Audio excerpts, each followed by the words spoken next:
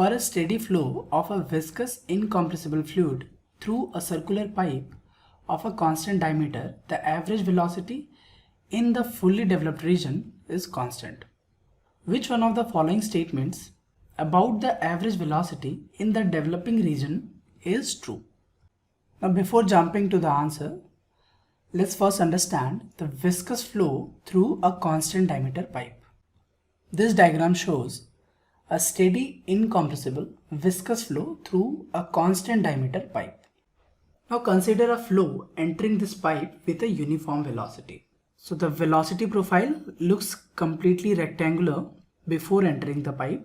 Now as soon as this flow enters this pipe, the boundary layers start growing on the wall at the entrance. So at this point we can observe at point, let's say point A and B, the boundary layer will start to form.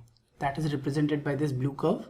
Now gradually we can see here this boundary layer becomes thicker in the downstream. Now when the boundary layer meets, so it will meet at the axis of this pipe, then the flow will become fully developed. So this region of flow we call fully developed flow. So this is fully developed flow. Okay, and here the flow is still developing.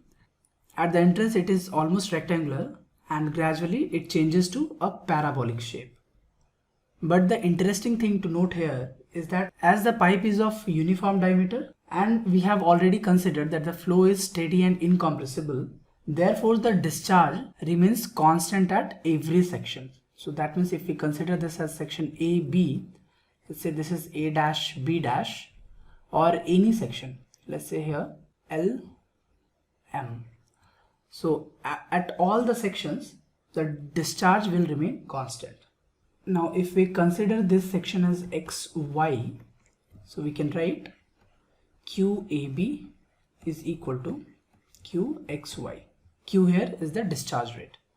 Okay, since the discharge is constant and discharge is given by cross-sectional area of the pipe, so let's write A for that into the velocity at that point. So we are writing average velocity at AB should be equal to cross-sectional area at XY into average velocity at XY.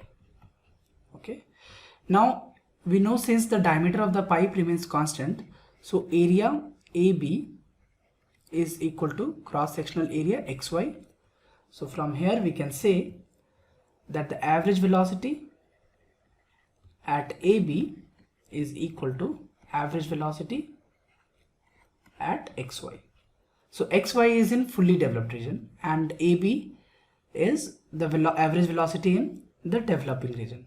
Okay, so let's go back to the problem and now let's match with the given options.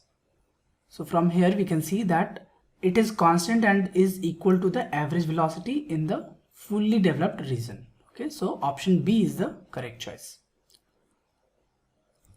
To get more insight on pipe flow problems, you can refer to the NPTEL course Modulus 1 Lecture 45 Pipe Flow on Introduction to Fluid Mechanics and Fluid Engineering by Professor S. Chakravarti of the Department of Mechanical Engineering at IIT Kharagpur.